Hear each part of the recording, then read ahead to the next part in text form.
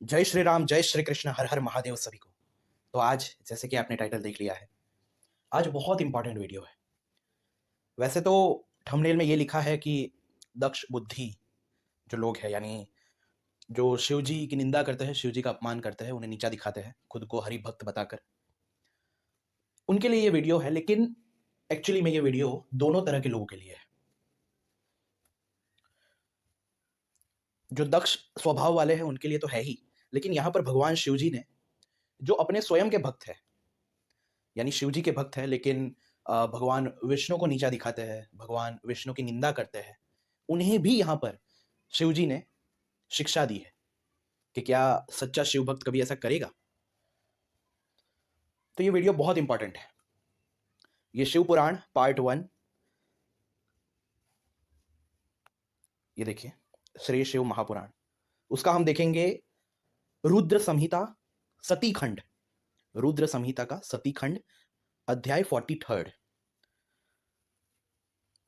अध्याय का नाम ही है कि भगवान शिव का दक्ष को अपनी भक्त वत्सलता, ज्ञानी भक्त की श्रेष्ठता तथा तीनों देवों की एकता बताना, दक्ष का अपने यज्ञ को पूर्ण करना, देवताओं का अपने अपने लोगों को प्रस्थान तथा सटी खंड का उपसंहार और महात्म्य। यह वीडियो बहुत ज्यादा इंपॉर्टेंट है दोनों प्रकार के लोगों के लिए, यानी दक्ष बुद्धि वालों के लिए भी, और जो शिशुपाल बुद्धि है, यानी भगवान विष्णु को नीचा दिखाते हैं, उनके लिए भी। तो दोनों तरह के लोगों के लिए यहां पर भगवान शिव जी जो है वो श्रेष्ठ शिक्षा दे रहे हैं, जो सबको जाननी चाहिए और समझनी भी चाहिए। इसलिए मैंने सोचा कि इस पर एक वीडियो बनाना चाहिए मुझे, ताकि दोनों तरह के लोग जो खुद को हरि भक्त कहकर भगवान शिव की निंदा करते हैं, और ऐसे लोग जो खुद को शिव भक्त कहकर भगवान हरि की निंदा करते हैं, दोनों तरह के भक्तों को, जो कि रियलिटी में भक्त कहलाए नहीं जा सकते, उनको शिक्षा मिले और वो अपनी गलती पर पछताए और सही मार्ग पर प्रशस्त हो। इसके लिए ये वीडियो जो है मैंने सोचा मुझे बनाना चाहिए। आपको याद होगा कि वीरभद्र ने दक्ष का सर काट दिया था, उसके बाद भगवान शिव जी ने उसे बकरे की मुंडी प्रदान की। उसके बाद सभी देवी देवता शिव जी की स्तुति करने लगे, दक्ष भी माफी मांगने लगा और स्तुति करने लगा। ये समस्त स्तुतियां जब खत्म हो गई, तब यहां पर ब्रह्मा जी बोले, अध्याय 43 है, रुद्र संहिता सटी खंड। अब ये जो लिंक है इस चैप्टर की, वो मैं अपने डिस्क्रिप्शन में और पिन कमेंट में डाल दूंगा, ताकि आप लोग भी पढ़ सको। ब्रह्मा जी बोले, हे नारद, इस प्रकार रमापति विष्णु मेरे देवताओं रमापति विष्णु मेरे देवताओं, ऋषियों तथा अन्य लोगों के द्वारा स्तुति करने पर महादेव जी बड़े प्रसन्न हो गए। तब वे शंभु कृपा दृष्टि से सभी ऋषियों एवं देवताओं को देखकर तथा मुझ ब्रह्मा और श्री विष्णु का समाधान करके दक्ष से इस प्रकार कहने लगे। अब ये बहुत इंपॉर्टेंट है, बहुत इंपॉर्टेंट है। यहां पर अद्वैतवादियों की महिमा भी है कि भगवान का रियल भक्त वही है जो आत्मज्ञानी है, और जो अद्वैतवादी है, जो किसी में भी भेद नहीं देखता, ऐसे ही भक्त को भगवान सर्वोच्च मानते हैं, और यही वास्तविक भक्त है। ये सेम चीज ज्ञानी भक्त के लिए श्री कृष्ण ने गीता में भी कही है। अगर हम देखेंगे 7.16 से 7.19, तो वहां पर श्री कृष्ण भी कहते हैं कि 4 प्रकार के मेरे भक्त हैं, लेकिन जो ज्ञानी है वो सर्वोच्च है।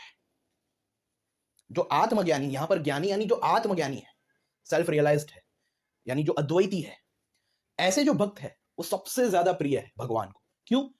क्योंकि वो सब कुछ भगवत स्वरूप देखते हैं। इसलिए श्री कृष्ण 7.16 से 7.19 में बताते हैं, वासुदेव सर्वमिति स महात्मा सुदुर्लभ। 7.19 कि जो सब कुछ वासुदेव ही है, वासुदेव सर्वम, ऐसा भक्त सबसे दुर्लभ है। 7.17 में श्री कृष्ण गीता में कहते हैं कि ज्ञानी सर्वोच्च है। क्यों? क्योंकि वो तो मेरा आत्मा ही है, वो तो मेरा आत्मा ही है, क्योंकि वो हमेशा मुझ में स्थित रहता है। और उसकी दृष्टि कैसी हो गई है? वासुदेव सर्वम, कि सब कुछ वासुदेव ही है, सब कुछ भगवत स्वरूप ही है। यही सेम चीज यहां पे शिव जी भी कह रहे हैं कि चतुर्विद्या भजन्ते माम जनः सुकृतनः सदा। ये देखिए ये सेम वर्ड्स आपको गीता में भी मिल जाएगा। शिव जी भी यहां सेम बोल रहे हैं कि 4 प्रकार के पुण्यात्मा मेरा भजन करते हैं। हे दक्ष, हे प्रजापति, उनमें पूर्व की अपेक्षा उत्तर श्रेष्ठ है। उनमें आर्थ जिज्ञासु, अर्थार्थी और चौथा ज्ञानी है। पहले के 3 तो सामान्य भक्त हैं। ये सेम चीज श्री कृष्ण भी गीता में कहते हैं कि पहले के भक्त जो है वो सामान्य भक्त है, और चौथा विशिष्ट महत्व का है। उनमें चौथा ज्ञानी ही मुझे अधिक प्रिय है। ये सेम चीज श्री कृष्ण गीता में भी कहते हैं। यहां पर शिव जी भी सेम चीज बोल रहे हैं कि उनमें चौथा ज्ञानी ही मुझे अधिक प्रिय है और वह मेरा रूप माना गया है। जो सेम चीज श्री कृष्ण ने भी बोली थी कि ज्ञानी आत्मा एव, ज्ञानी तो साक्षात मेरा आत्मा ही है, यानी मेरा वास्तविक स्वरूप ही है। वही यहां पर शिव जी भी बोल रहे हैं, वह मेरा रूप माना गया है, उससे बढ़कर दूसरा कोई मुझे प्रिय नहीं है। मैं सत्य सत्य कह रहा हूं। वेद वेदांत के पारगामी विद्वान ही मुझ आत्मज्ञानी को ज्ञान के द्वारा जान सकते हैं। अल्प बुद्धि वाले ही ज्ञान के बिना मुझे प्राप्त करने का प्रयत्न करते हैं। तो देखो ज्ञान मार्ग का कितना महत्व है, ज्ञान योग का कितना महत्व है। यहां पर शिवजी स्वयं कह रहे हैं कि वेद वेदांत के पारगामी विद्वान ही मुझ आत्मज्ञानी को, यहां पर शिवजी स्वयं को आत्मज्ञानी बता रहे हैं। देखो ये भी एक देखने वाली बात है। यहां पे शिवजी स्वयं को आत्मज्ञानी बता रहे हैं, यानी आत्मा को जानने वाला। आत्मज्ञानी को ज्ञान के द्वारा जान सकते हैं। अल्प बुद्धि वाले ही ज्ञान के बिना मुझे प्राप्त करने का प्रयत्न करते हैं। तो यहां वहां हम देखते हैं आजकल कुछ लोग, कुछ सो कॉल्ड लोग, जिन्होंने ट्रांसलेशन तो गलत किए ही है। वो तो ठीक है, हर जगह गीता में ट्रांसलेशन तो गलत किए, वो तो है ही, वो तो है ही। ज्ञान योग का मजाक भी उड़ाते हैं कि ज्ञान मार्ग तो ऐसा है, वैसा है, ये है, वो है। जबकि श्री कृष्ण स्वयं कहते हैं कि ज्ञानी तो साक्षात मेरा आत्मा ही है गीता में। और ज्ञानी का मजाक उड़ाकर या ज्ञान मार्ग का मजाक उड़ाकर ये अपने कृष्ण का ही मजाक उड़ाते हैं। क्योंकि हमारे शास्त्रों में बहुत सारी जगहों पर भगवान को ज्ञान स्वरूप कहा है। इवन तैतरीय उपनिषद में सत्यम ज्ञानम अनंतम ब्रह्म, सत्यम ज्ञानम, वो ब्रह्म कैसा है? तो ज्ञान स्वरूप है। तो ज्ञान की महिमा अधिक है। ये लोग चाहे जितना भी उल्टा सीधा बता ले, ज्ञान का अर्थ सिर्फ थियोरेटिकल नॉलेज बता के सबको बेवकूफ बनाए, हाँ, उल्टी सीधी बातें करें, लेकिन ज्ञान हमेशा श्रेष्ठ रहेगा। क्यों? क्योंकि स्वयं विष्णु पुराण और ये सब आपको याद होगा, मैंने अद्वैत वेदांत गुरु परंपरा की प्लेलिस्ट में दिखाया था। उसमें साफ साफ क्या बोला था कि भगवान का वास्तविक स्वरूप जो है वो ज्ञान है। ज्ञान ही उनका वास्तविक स्वरूप है। उपनिषदों में भी है, पुराणों में भी है, हर जगह ये बात है। तो इसलिए ज्ञान मार्ग की महिमा सबसे अधिक रहेगी, सबसे अधिक। ज्ञानियों की महिमा सबसे अधिक रहेगी और रहेगी, चाहे कोई कुछ भी बोलता रहे। यहां पर शिवजी भी यही बात स्थापित कर रहे हैं। आप केवल कर्म के द्वारा ही इस संसार को पार करना चाहते थे, शिवजी दक्ष को बोल रहे हैं। इसलिए रुष्ट होकर मैंने इस यज्ञ का विनाश किया है। अतः हे दक्ष, आज से आप बुद्धि के द्वारा मुझे परमेश्वर मानकर ज्ञान का आश्रय लेते हुए सावधान होकर कर्म कीजिए। दक्ष सिर्फ कर्म कांड से मोक्ष प्राप्त करना चाहता था। यहां पर कर्म यानी कर्मयोग नहीं है, याद रखना। कर्म यानी कर्मकांड है। वो यज्ञ कर रहा था ना, कर्मकांड। और आपने देखा होगा प्रजापति और ये सब नॉर्मली सब कर्मकांड ही करते रहते हैं, पर रियल मोक्ष जो वेदों का ज्ञान कांड है उसी से होगा। और ये बात पुराणों में भी है और स्वयं उपनिषदों में भी है कि पराविद्या से मोक्ष मिलेगा।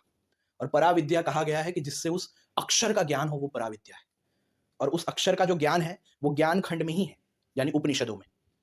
तो केवल कर्म कांड करने वाले लोग मुक्ति प्राप्त नहीं कर सकते, उन्हें अंत में ज्ञान मार्ग में आना पड़ेगा, तब जाके उन्हें मोक्ष मिलेगा। यहां पर शिवजी वही बता रहे हैं कि तुम केवल कर्म के द्वारा ही इस संसार को पार करना चाहते थे, इसलिए रुष्ट होकर मैंने इस यज्ञ का विनाश किया है। अतः हे दक्ष, आज से आप बुद्धि के द्वारा मुझे परमेश्वर मानकर ज्ञान का आश्रय लेते हुए सावधान होकर कर्म कीजिए।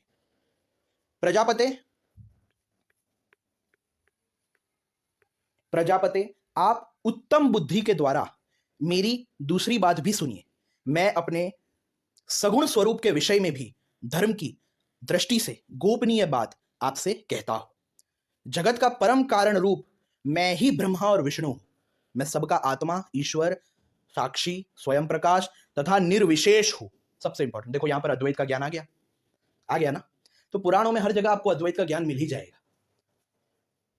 तो वास्तविक भक्त कौन है भगवान का? ज्ञानी। और वो ज्ञानी क्यों वास्तविक भक्त होता है? क्योंकि वो भगवान को सीमित नहीं करता है। वो जानता है कि जो भी कुछ एग्जिस्ट कर रहा है वो सब भगवत स्वरूप है। क्यों? क्योंकि भगवान इनफाइनाइट है। अगर मैं बोलूं कि ये चीज भगवान के अलावा कुछ और है, ये भगवान से अलग है, यानी हमने क्या किया? भगवान को फाइनाइट कर दिया। कि भगवान यहां से यहां तक है और ये इतने जो स्पेसिफिक वस्तु है वो भगवान नहीं है, वो भगवान से अलग है। तो भगवान अपने आप फाइनाइट हो गए, लिमिटेड हो गए, सर्वव्यापक नहीं रहेंगे वो, फिर हम उन्हें अंदर अनंत नहीं कह सकेंगे। लेकिन भगवान अनंत है और इस बात को एक ज्ञानी ही अच्छे से जानता है। इसलिए ज्ञानी जो है वो सर्वोच्च होता है, क्योंकि वो अनन्य दृष्टि रखता है। अनन्य दृष्टि, अन्य कि दूसरा कोई है ही नहीं। उसके माइंड में एकमात्र इष्ट देव ही रहते हैं या अपना आत्म स्वरूप ही रहता है। इसलिए वो सबसे अधिक प्रिय है। क्योंकि रियल सरेंडर क्या है? रियल सरेंडर उसे ही बोलेंगे ना कि माइंड में अपने इष्ट के अलावा कुछ आए ही ना। लेकिन अगर हम ये बोल रहे हैं कि देखो मेरे इष्ट देव ये है, ये आदमी मेरे इष्ट देव से अलग है, ये कुछ और है, अब यहाँ पे कुछ और है, यहाँ पे कुछ और है, यानी कुछ और आया, उस उतने टाइम के लिए इष्ट देव गए हमारे माइंड से, तो हमारा वो सरेंडर कैसे हुआ? सरेंडर का रियल मीनिंग ही ये है कि माइंड हमेशा उनमें लगा रहे। तो अगर माइंड में उनके अलावा कुछ और आ रहा है, यानी द्वैत बुद्धि आ रही है कि इष्ट देव के अलावा ये कुछ दूसरा है, कुछ भिन्न है, यानी द्वैत भाव है, तो इसका अर्थ ये होगा कि हमने सरेंडर किया ही नहीं है अपने माइंड को। हम थोड़े टाइम के लिए उनको सोचते हैं, फिर से दूसरा कुछ आ जाता है। तो रियल सरेंडर भी अद्वैत की भावना ही है। ये मुझे पता नहीं लोग क्यों डीप थिंकिंग नहीं करते, इस पर गहराई से विचार नहीं करते कि रियल सरेंडर क्या है। जब कृष्ण कहते हैं या और भी जो सगुण ईश्वर कहते हैं कि मन और बुद्धि मुझ में लगाओ, सरेंडर कर दो मन और बुद्धि को, तो एक बार सरेंडर अगर हमने कर दिया तो माइंड में उनके अलावा कुछ आना नहीं चाहिए। और माइंड में उनके अलावा कुछ आ रहा है यानी हमने सरेंडर नहीं किया, तभी माइंड में उनके अलावा कुछ और भी आ रहा है। तो रियल सरेंडर या रियल शरणागति अद्वैत की भावना ही है। इसी को अनन्य कहा गया है कि अनन्य भक्ति, अनन्यास चिंतयन्तो माम, अनन्य चिंतन। ये अन्य कोई है ही नहीं, अन्य, there are no others, there is only one reality. एक ही रियलिटी एग्जिस्ट कर रही है, चाहे उसे आत्म तत्व बोलो या अपने इष्ट देव का स्वरूप बोलो, लेकिन एक ही रियलिटी एग्जिस्ट कर रही है, ऐसा भाव रहेगा, उसे ही हम सरेंडर बोलेंगे कि हाँ इसने सच में अपना माइंड और बुद्धि वो एक ही अपने ऑब्जेक्ट ऑफ मेडिटेशन के प्रति समर्पित कर दिए। तो आप ये चिल्लाते हैं ना कुछ अद्वैत विरोधी कि भाई कृष्ण का मेन संदेश तो भाई सर्वधर्मान परित्यज्य माम एकम शरणम व्रज। उन्हें शरणम व्रज का अर्थ ही नहीं पता कि अगर हमने सच में सरेंडर कर दिया मन और बुद्धि को, तो कृष्ण के अलावा तो कुछ और आना ही नहीं चाहिए माइंड में। और अगर कृष्ण के अलावा कुछ आ रहा है यानी द्वैत बुद्धि है, यानी जहां भी तुम देखोगे वहां पे ऐसी भावना होनी चाहिए कि कृष्ण रूप ही है, तभी उसको रियल सरेंडर बोलेंगे, तभी कहेंगे कि हाँ माइंड जो है वो अपने इष्ट देव में लगा हुआ है। अगर थोड़ा सा भी माइंड ने देखा कि ये तो कृष्ण के अलावा कुछ और है, यानी उतने टाइम के लिए हमारा माइंड जो है वो कृष्ण से अलग हो गया, तो क्या इसे सरेंडर बोलेंगे? नहीं बोलेंगे। तो इन अद्वैत विरोधियों को इतना नहीं पता कि सरेंडर का अर्थ ही अद्वैत की भावना है, क्योंकि माइंड जहां सरेंडर होता है, माइंड उसी की भावना करता है। अगर माइंड उसके अलावा कुछ और भावना कर रहा है, यानी उस माइंड को जो हमने सरेंडर किया था फिर से हमने उठा लिया और कहीं और ले आए, यानी रियल सरेंडर अद्वैत भावना ही है, अद्वैत दृष्टि ही रियल सरेंडर है। गहराई से सोचना तो आपको पता चलेगा। जगत का परम कारण रूप मैं ही ब्रह्मा और विष्णु हूं, मैं सबका आत्मा, ईश्वर, साक्षी, स्वयं प्रकाश तथा निर्विशेष हूं। हे मुने, अपनी त्रिगुणात्मिका माया में प्रवेश करके मैं ही जगत का, अब ये शिव पुराण है तो यहाँ पे परम तत्व का नाम क्या होगा? शिव जी। क्या क्या होगा? हमारे ही वास्तविक स्वरूप आत्म तत्व का नाम क्या होगा? शिव जी। हे मुने, अपनी त्रिगुणात्मिका माया में प्रवेश करके मैं ही जगत का सृजन, पालन और संहार करता हुआ क्रियाओं के अनुरूप ब्रह्मा, विष्णु और रुद्र नामों को धारण करता हूं। अब जो लोग खुद को शिव भक्त मानते हुए दूसरे अन्य देवी देवताओं को नीचा दिखाते हैं, उनके लिए भी यहां पर शिव जी जो है वो शिक्षा दे रहे हैं कि दूसरों को शिव जी से यानी अपने इष्ट देव से भिन्न नहीं मानना चाहिए, वो स्वयं ही विष्णु बने हैं। तो खुद को शिव भक्त बोलकर अगर विष्णु को नीचा दिखाओगे, उनका अपमान करोगे, उनकी निंदा करोगे, तो अपने शिव जी का ही अपमान कर रहे हो, क्योंकि शिव जी स्वयं बोल रहे हैं कि मैं ही विष्णु ब्रह्मा हूं। फिर आप कौन होते हो? उनमें द्वैत देखने वाले, उनमें डिविजन्स देखने वाले। देखो यहां पर और भी साफ साफ अद्वैत का ज्ञान देते हुए, उस अद्वितीय यानी भेद रहित केवल विशुद्ध मुझ परब्रह्म परमात्मा में अज्ञानी पुरुष ही ब्रह्म, ईश्वर तथा अन्य समस्त जीवों को भिन्न रूप से देखता है। कि जो अज्ञानी पुरुष होता है वही उस अद्वैत रियलिटी यानी non dual reality, non dual essence, जो सबकी अंडरलाइंग रियलिटी है, जो सबका अधिष्ठान है, उस नॉन ड्यूअल रियलिटी में ये भेद बुद्धि रखते हैं कि ये ब्रह्म है, ये ईश्वर है, ये अलग अलग जीव है। तो ये ऐसी धारणा वाले कौन है? अज्ञानी है। तो द्वैत बुद्धि वाले यानी जो अद्वैत विरोधी है वो अज्ञानी है, according to lord Shiv ji also. Vishnu ji का तो मैंने बहुत दिखा दिया, पूरी अद्वैत वेदांत गुरु परंपरा में मोस्ट ऑफ विष्णु जी का ही दिखाया है कि कैसे वो अद्वैत विरोधियों को मूर्ख, अज्ञानी यही सब बोलते हैं, और परमार्थदर्शी सिर्फ अद्वैतवादियों को ही मानते हैं।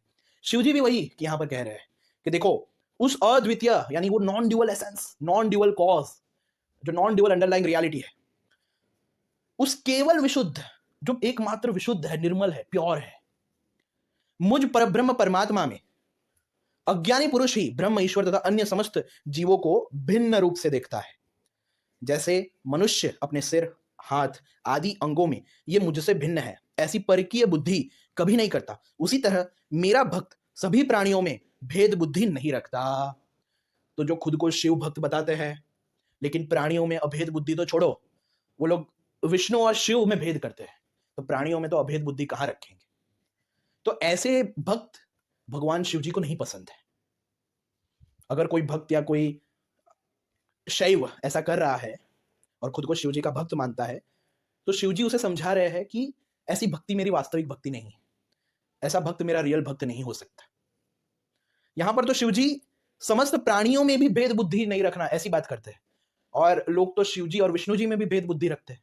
तो मतलब सोचो वो तो कितने गिरे हुए हैं, कितने गिरे हुए हैं वो लोग।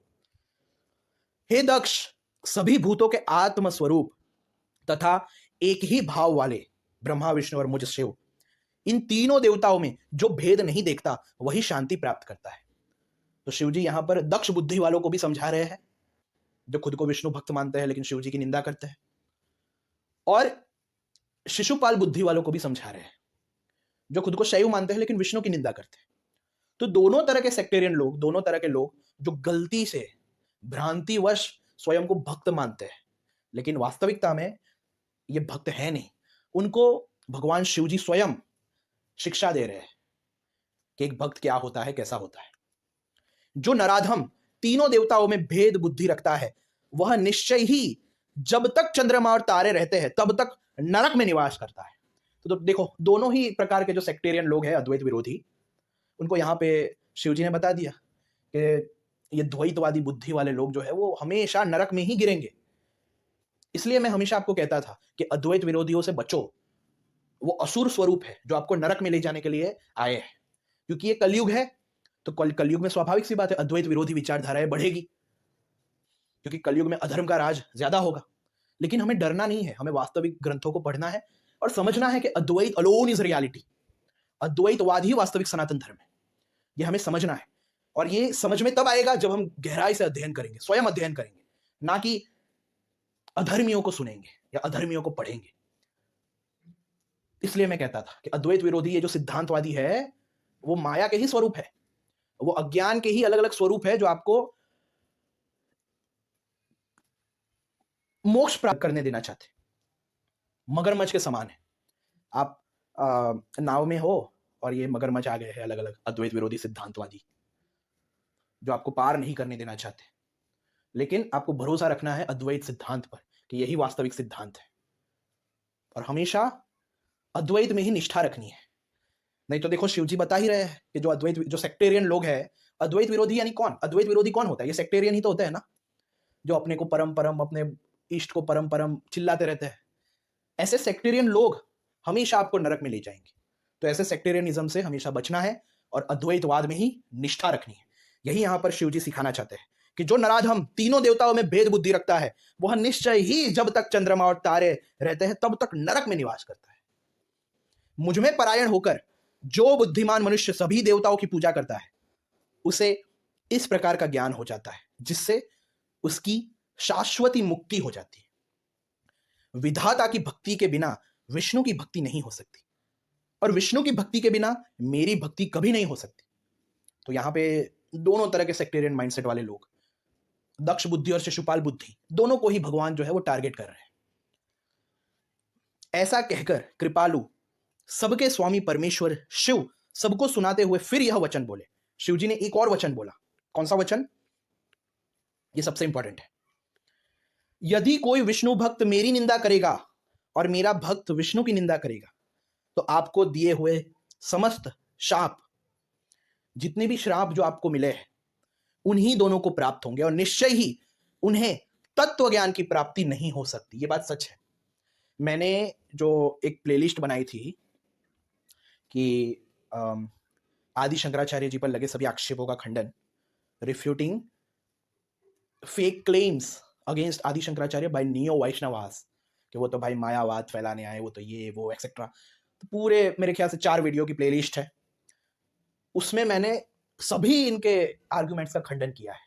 उसमें मैंने आपको बताया था कि दधीची ने वहां पर कुछ लोगों को श्राप दिया, और इवन दक्ष ने कुछ लोगों को श्राप दिया कि वेदों के मार्ग से भ्रष्ट हो जाओगे, वेदों से भ्रष्ट हो जाओगे, विमुख हो जाओगे।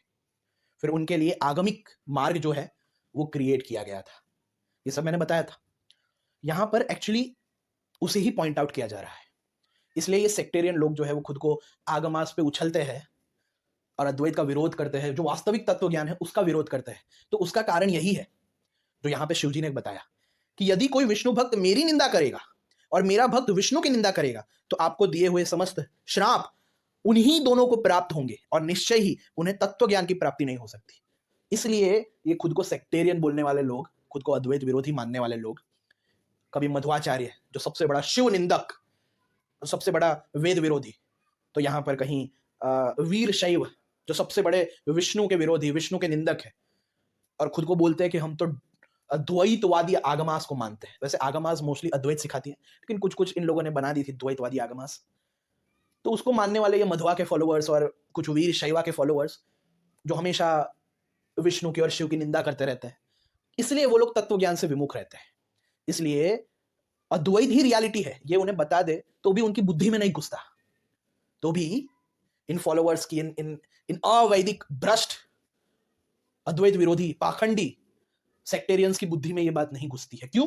क्योंकि उन्हें श्राप है। उन्हें श्राप है कि वो जो रियल वैदिक मार्ग है उससे भ्रष्ट हो जाएंगे।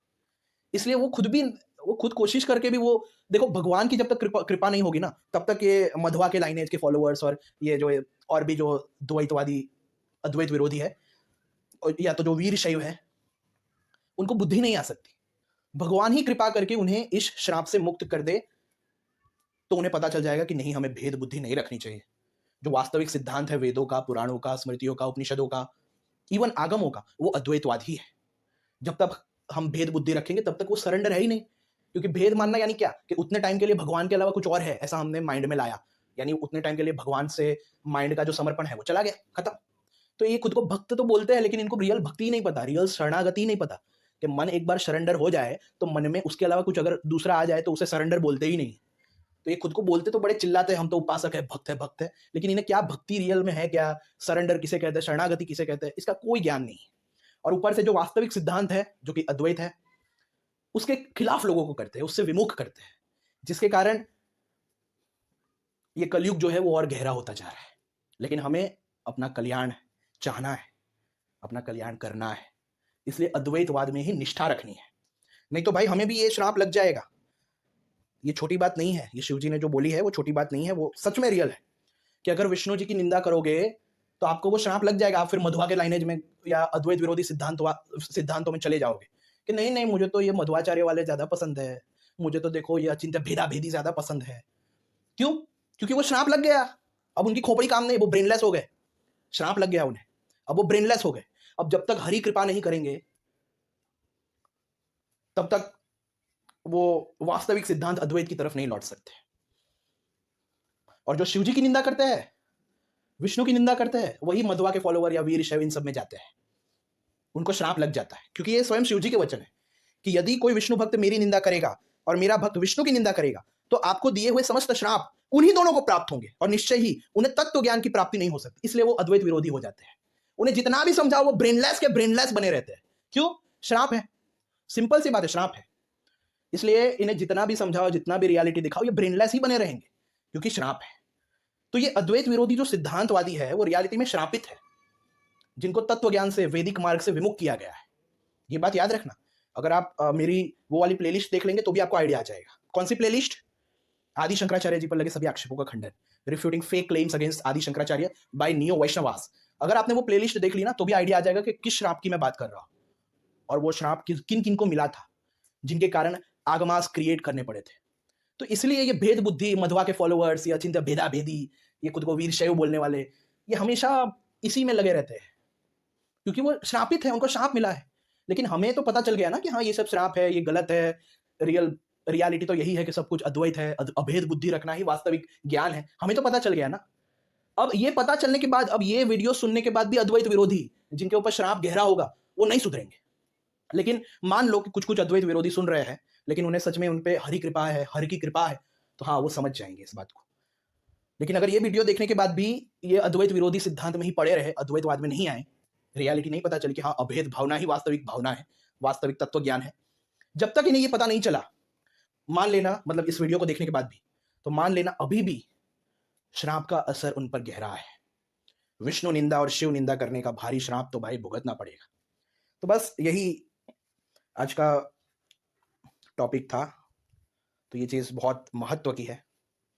बस इतना ही कहना है मुझे कि सारे शास्त्र अद्वैत बुद्धि रखना, अभेद भावना रखना ही सिखाते हैं, क्योंकि हमारा रियल सिद्धांत ही है, रियल भक्ति ही है, रियल अनन्यता ही है, रियल शरणागति ही है।